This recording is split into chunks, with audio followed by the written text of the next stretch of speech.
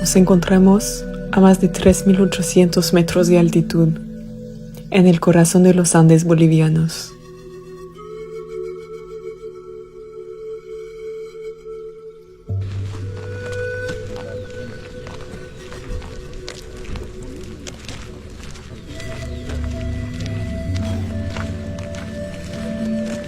Esta mañana, mientras el hemisferio norte celebra el inicio del verano, en el sur del Ecuador comienza la temporada oscura del invierno.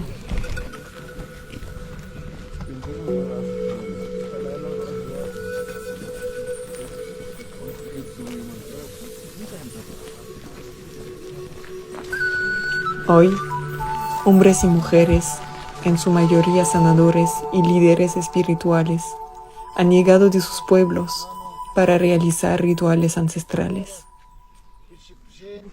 Hermano David Chuquihuanca, Tapacha, compañero Nacapampe, ministros, viceministros, senadores, senadoras, Taque con Castimacho y Maki en Nacaparapan. A mí quiere que Taxtabis con su Tifando Cotaibins.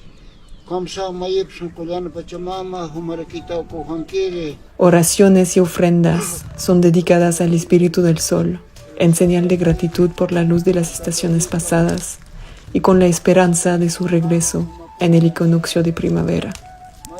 Limane, Ilampo, Mororata, Capiasa, Haman, Comaraki, Huachacausaya, Copachparaqueo, Papeleta, Chile, Kimsechata, Chile, Tapacha, Chile, Gauchitana, Chamaraxon, Indición Cherona, Presta, América, Chich, con Satélite, Tata. Komsa Matasul Pachamama, Tontonoman, Takatu Pasitkai, Human Patamsan Captain, Paseton.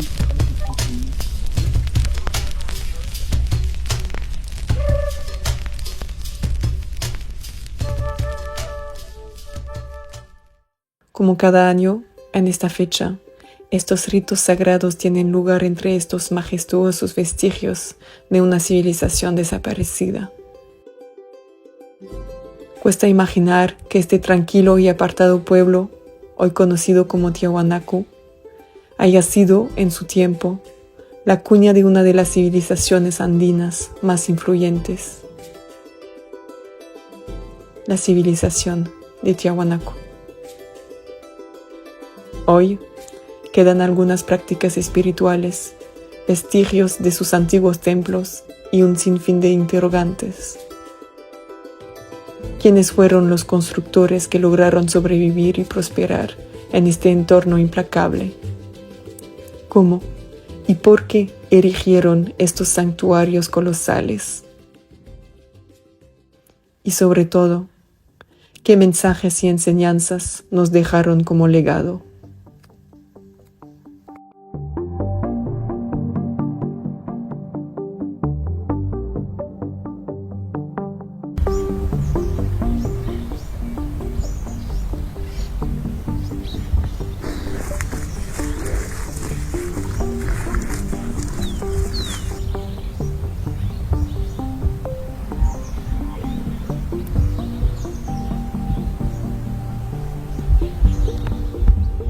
El pueblo de Tiahuanaco alberga 2 sitios arqueológicos y un museo abiertos a los visitantes.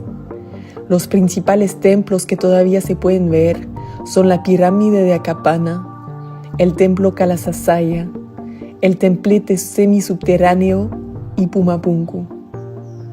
Los estudios y excavaciones de estos templos, construidos durante el primer siglo después de Cristo, según las dataciones arqueológicas, revelan que Tiahuanaco era mucho más que una simple ciudad.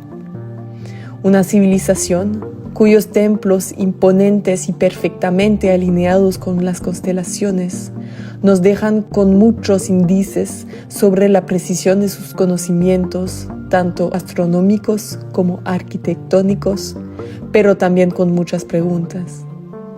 ¿Cómo transportaron, tallaron, asamblaron estos inmensos bloques de piedra con tanta precisión y sin los medios tecnológicos modernos?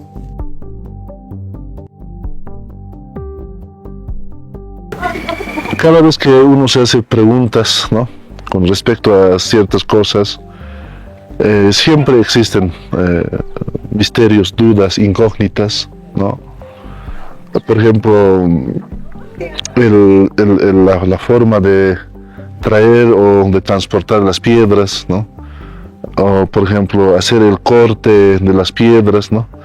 Es decir, al no existir herramientas tan sofisticadas como se pensaba en algún momento, entonces hay esta gran duda, ¿no?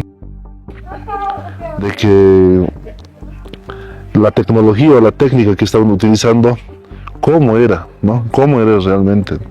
No hemos podido encontrar una herramienta de elaboración, una herramienta como fui, digamos, labrado las piedras simétricamente en 90 grados, el pulimiento, hasta el momento no se puede, digamos, encontrar. Es un misterio, porque tú ves de que son las piedras que son bastante duras, que es la piedra andesita o el basalto negro y otras piedras que existen en toda esta región. Y no se puede, digamos, trabajar con así herramientas pequeñas, ¿no?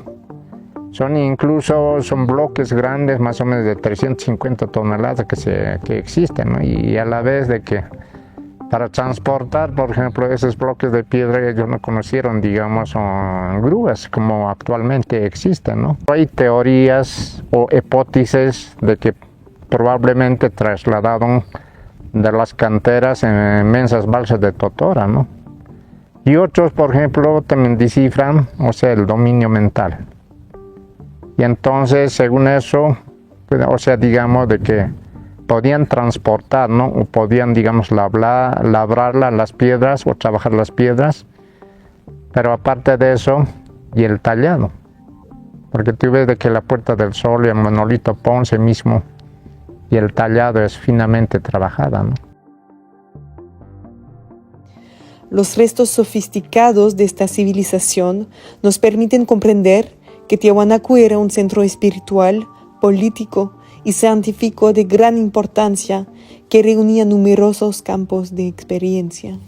Se trata de centros que reunían y sabían reunir en sí lo mejor, yo creo, de todo lo que se conocía en ese entonces. Si vemos Tiahuanacu, a empezar por la arquitectura, como hemos dicho, perfectamente orientada, entonces sabemos que su conocimiento de astronomía eran muy avanzados y simplemente con la visión natural, no con los instrumentos que tenemos hoy. Estamos hablando sobre el conocimiento astronómico, estamos hablando del conocimiento de la arquitectura, la elaboración de esculturas, ¿no? El descubrimiento ya de diferentes tipos de metal, incluido el oro. Estamos hablando de la construcción de grandes espacios agrícolas. Prácticamente Tiahuanacu ha profundizado, digamos, la ampliación de espacios agrícolas basadas en camellones, ¿no? Después la canalización artificial de los ríos, que son aledaños a Tiahuanacu, que ha permitido, digamos, precisamente la posibilidad de transitar o de hacer, digamos, los recorridos a través de estos ríos para trasladar piedra o cualquier otro producto, ¿no? Entonces, lo que hace a Tiahuanacu como único prácticamente es ese tipo de conocimientos, ¿no? Que en su materialidad nosotros podemos observar al visitar el sitio arqueológico y los museos también.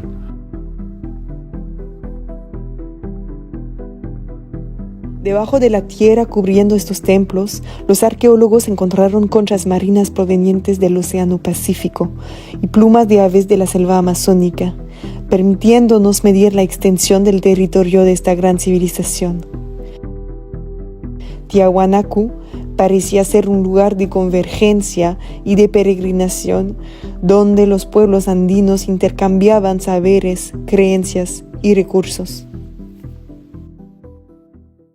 Tiahuanacu siempre ha sido un santuario grande, un santuario donde nuestros arqueólogos han encontrado cerámicas de distintos lugares, de tierras bajas, incluso de Uruquilla, Yampara, de todo eso, ¿no? De la de Perú también hay, ¿no?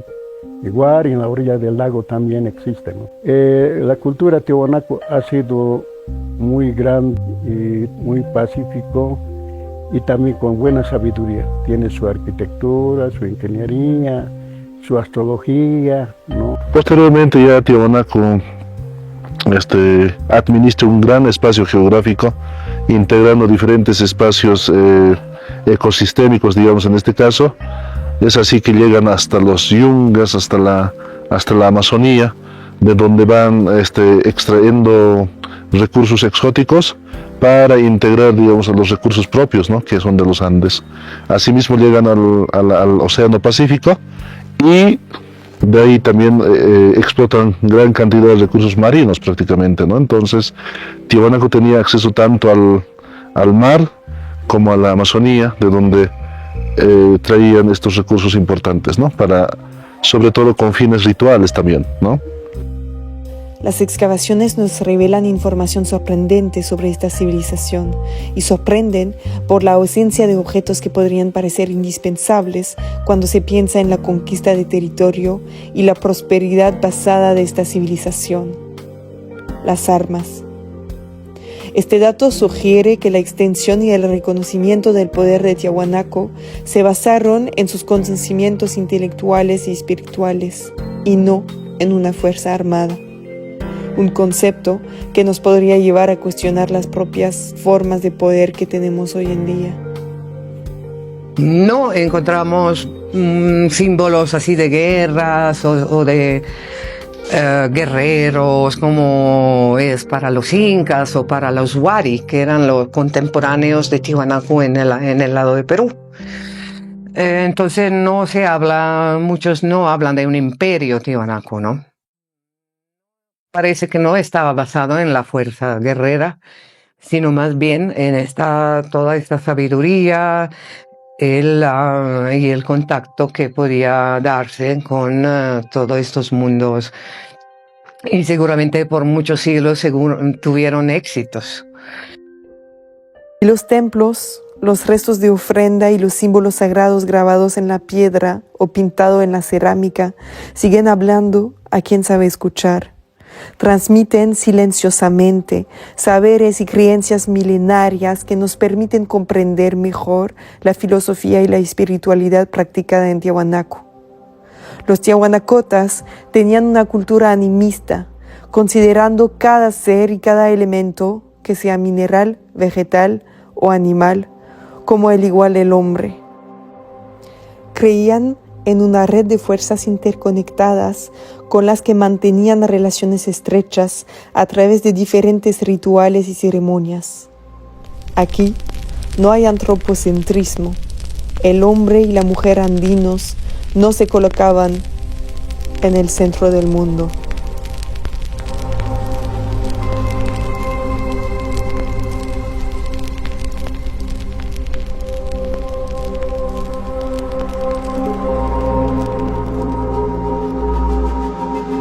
Todo el mundo, la naturaleza, sí estaba animada por espíritus del agua, de la montaña, de los cerros, el lago, las piedras, todo tenía un valor espiritual.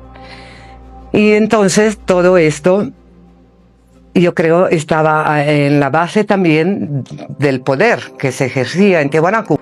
Lo que se puede decir es que era un poder fundado sobre justamente el manejo de estas fuerzas que hemos hablado. La espiritualidad prácticamente estaría ahí, justo en la subjetividad, digamos, de cada una de las cosas.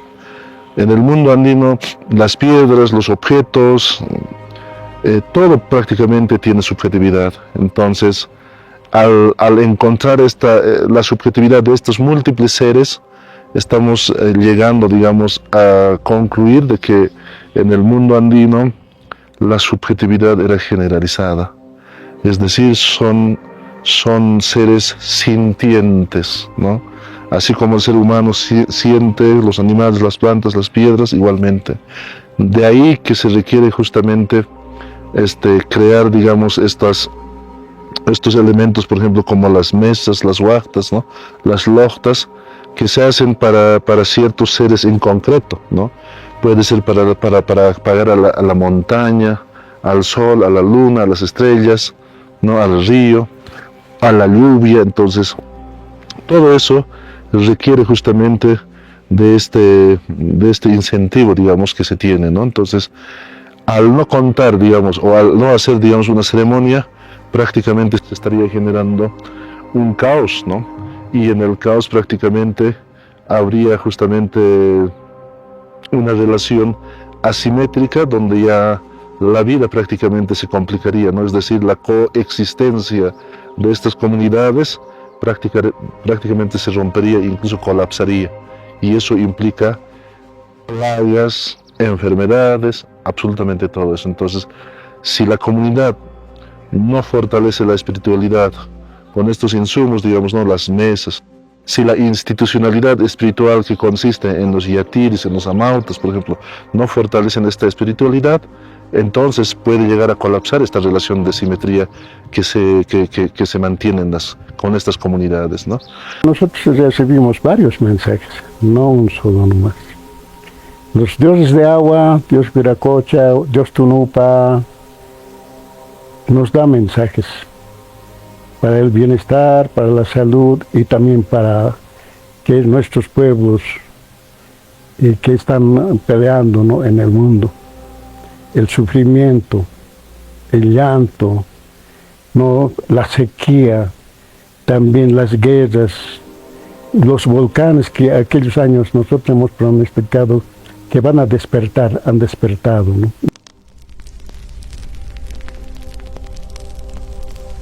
Para evitar este caos, era desde los templos que las personas iniciadas, como los sacerdotes, los chamanes o los amautas, comunicaban y dialogaban con esos mundos invisibles. Los rituales de ofrendas, las oraciones y los viajes chamánicos inducidos por plantas sagradas como la huilca, el San Pedro o la ayahuasca, y su bebida de maíz fermentado llamada la chicha, permitían a esos maestros espirituales ver en el futuro y hacer peticiones específicas a los espíritus de su entorno. Inspirar todo amor, toda dicha, toda prosperidad y que nunca nos falte nada de lo que realmente necesitamos.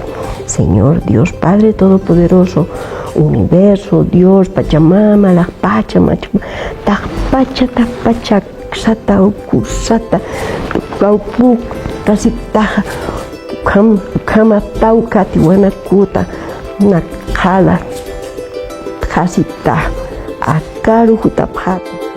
Podía negociar con los elementos, los seres terrestres o celestes como la lluvia, el viento, las montañas, el granizo o el sol, para no ser cazado, comido o asesinado por esos espíritus, para asegurar las buenas cosechas o pedir la curación de los peregrinos venidos a veces de tierras muy lejanas. También para estos señores y para toda la raza de la humanidad. Gracias, gracias, gracias.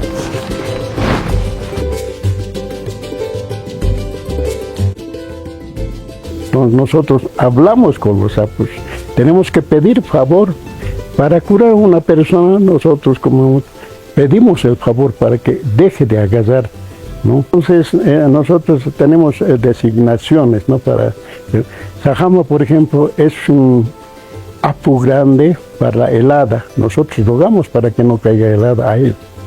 Acaca, uno de los cerros muy grandes, como el Miyuni, ¿no? Ese cerro que está abordando a La Paz, que cuida La Paz, como el Chacaltaya, a eso nosotros lo rogamos también, para que no mande granizo, porque ese es un apu que tiene harto granizo. Entonces tenemos que hablar con todo ellos. Y Yamfu es un apu muy bueno que nos da nuestras illas, nuestras ispallas, para buen vivir, para nuestra salud, para nuestra economía, para que no nos falte esa sabiduría. El agradecimiento a la cosecha, también a los elementos y también al Padre Fuego, al agua, al viento, a la helada, ¿no? y nuestro siempre recordándonos a la parte celestial, a la parte cósmica.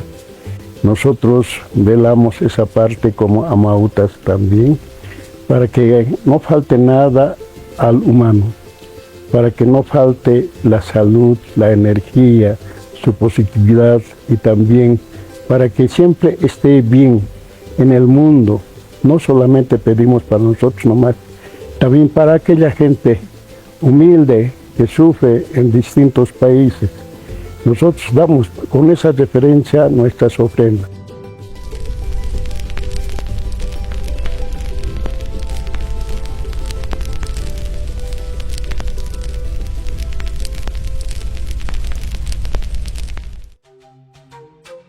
Mientras la arqueología continúa desvelando los misterios de Tiahuanaco, su legado está amenazado y los recuerdos se desvanecen con quienes los poseen. Sin embargo, ante los desafíos contemporáneos, la sabiduría de esta civilización resuena con una fuerza nueva. Una sabiduría resiliente e intemporal que nos habla de respeto, de escucha, de observación y de interdependencia, que nos habla de creatividad, de diversidad, de reunión, de vida comunitaria y de ritos. Una sabiduría en la que la espiritualidad y la ciencia caminan de la mano.